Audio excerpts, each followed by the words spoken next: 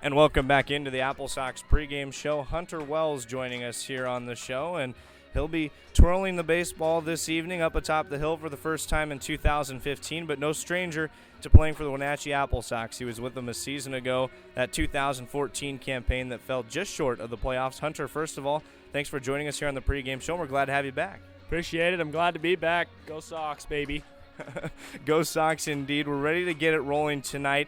But before we talk about tonight, let's talk about last season. It was your first in the West Coast League. Plenty of opportunities to see the mound. You had 11 relief appearances. 10 of those 11 relief appearances, you went for multiple innings. Probably nice just to get out there and get some innings before heading to Gonzaga. Yeah, it was great. You know, it was the first time facing a lot of all college athletes, and you know, getting the innings is the huge part about playing summer baseball always, and just repetition. And for me, it's just throwing strikes. And yeah, getting out here was great, and the traveling was fun, and it was just an overall a great time.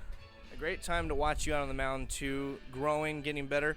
We saw you come to the plate as well in 2014. Maybe a favorite moment of mine, I'm sure one of yours as well, getting to the plate, getting the AppleSox to go ahead run at Bend. Yeah, you know, it's one of those things you'll never forget. As long as I live, I will remember that I had a game-winning hit as a PO, baby, and hopefully I can get another one this year to keep the streak going and prove the hitters that it's not that hard.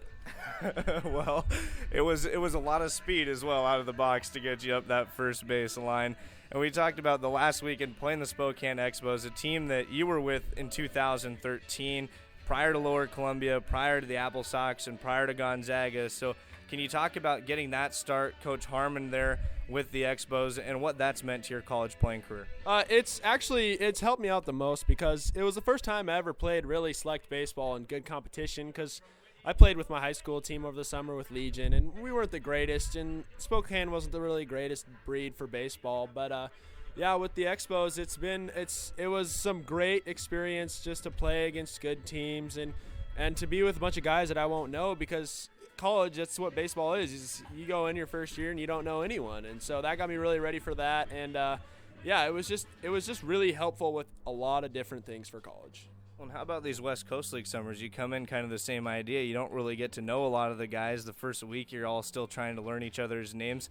How's that process been going? And are you starting to get to know those guys, especially now that you're on the road and kind of bonded together a bit? Yeah, the road helps a lot because you get those long bus rides and you get really close to the guys. And, you know, the summer teams are teams you won't forget. And you'll run into those guys when you play them in colleges. And it's nice to have a little connection with the other team so you don't feel so out like an outsider. And it's nice to play with a bunch of great guys. And AppleSox, one thing is that I loved is it's full of great guys. You'll never get any cocky guys or any,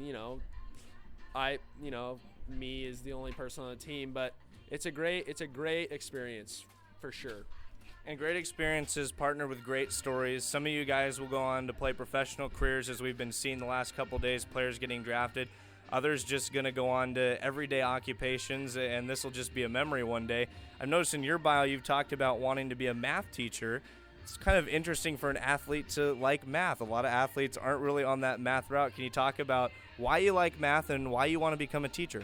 Well, math was forced onto me by my mom in about the second grade because whenever we'd come home from school, we'd have to do a math problem in order to get a snack. And so from then on, it always kind of stuck with me. And both my parents are teachers, and I just love what they do. And having the ability to connect with students and kids and teach them stuff and help them grow as a human being, it's just an amazing experience. And I've just wanted to do it ever since I can remember, to be honest. And I know math is a little out there. It's not easy being an athlete, but I like it enough, and I'm a little bit of a math nerd, so it's easy for me, I guess you could say, and I'm comfortable with it. So being a math nerd, does that ever apply to baseball in any way? Do you like to nerd out on statistics? Do you have some new formula you're creating to make a new pitching stat? No, I wish. I'm not that smart, but I usually like to not look at my stats and just try and calculate them in my head and see how close I get by the end of the year. But, nothing too special with baseball stats or anything like that. All right, well, hopefully plenty of special things to come on the mound, especially tonight in Game 2 here against the Swedes. Good to catch up with you, Hunter, and thanks for letting us into the world of those mathematic minds out on the diamond. Appreciate it. Thanks. Pick 'em, Sox. All right, the AppleSox going for the win here in Game 2, trying to even the series lineups, your pitching matchup, and you're ripe for the picking player to watch, all after this on the AppleSox Radio Network.